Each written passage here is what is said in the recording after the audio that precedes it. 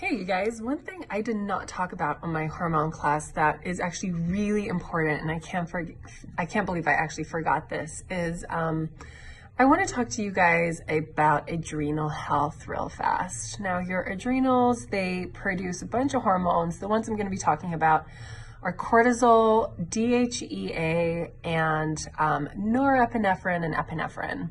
So when you are in a stress response, you produce cortisol and epinephrine and norepinephrine. And what but tons of cortisol, all right? And what those three hormones do is they increase your blood glucose. So they take all the glycogen stores from your cells, dump it into your bloodstream. It increases your insulin, and then it also raises your blood pressure so that when you are, let's say for instance, thousands of years ago, you're being chased by a bear, you now have the energy to run as fast as you can for as long as you can, more so than usual. That's what that fight or flight response is for. Now, we live in a day and age where cortisol is just rampant. Like cortisol is our stress hormone, and we are constantly pumping out tons and tons and tons of cortisol as we sit in front of our computers, as we sit at our desks 8 hours a day, as we sit in front of a TV or in front of our iPhones. So when we are pumping out tons of cortisol for multiple hours a day, months at a time, years at a time, and we're stressing out our insulin levels and our glucose levels, what happens is we start to hit adrenal fatigue, and now that cortisol starts to hijack your other adrenal hormone, which is called DHEA. So say this is your adrenal right here, and this is my pen, by the way, for Halloween. Isn't that great? So let's say this is your adrenal right here, and it spews out cortisol here, and it spews out DHEA here. Now, with this overabundance of cortisol being produced, it's going to start hijacking DHEA and converting it to cortisol, and hijacking more DHEA and converting it to more cortisol. Now, DHEA is extremely important because DHEA is actually your precursor to your sex hormones. So now not only are you stressing out your body, but you're stressing out your sex hormones and your reproductive organs and your reproductive hormones. So things you might start experiencing is amenorrhea or wrong fluctuations in your menstrual cycle, so too frequent or too infrequent. Infertility is another thing. Decreased energy, decreased bone mass, increased weight. And so it's just bad all around because you do not want to mess with any of your organ systems, your sex hormones especially.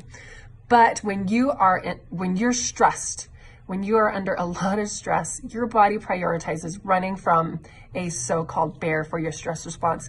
Then it cares about producing a baby. So for anyone that might be dealing with any kind of infertility issues, stress might be something worth looking at, or just watch my whole hormone class. It's available for the next 24 hours or probably 22 hours now.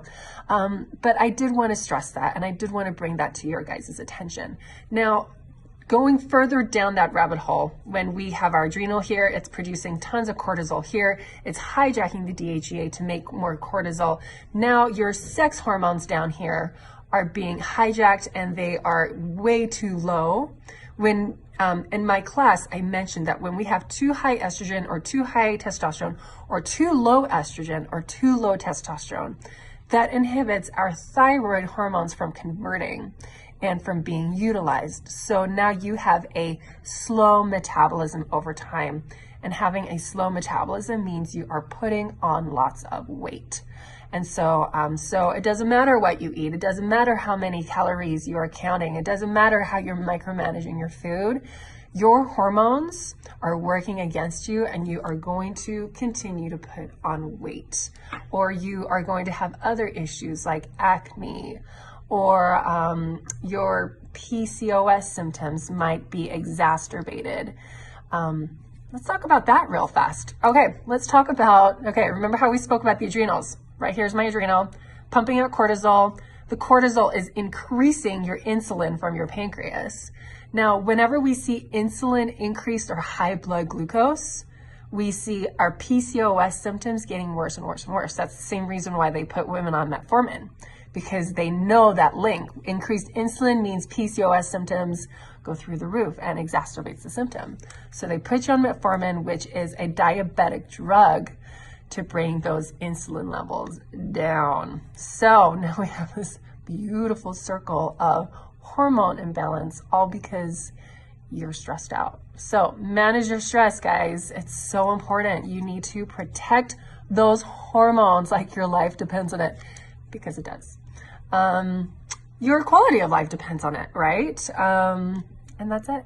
That's all I have to say about adrenal health, DHEA, sex hormones, thyroid hormones, pancreatic hormones, all really good, juicy details. So become your own body expert, be your own doctor, and keep learning empowering information so you can heal yourself, you guys, because that's what we're meant to do, right? Doctors can't do that for us. They'll just keep band-aiding all of our symptoms. They just keep switching off the check engine light, right? They don't actually look at the engine.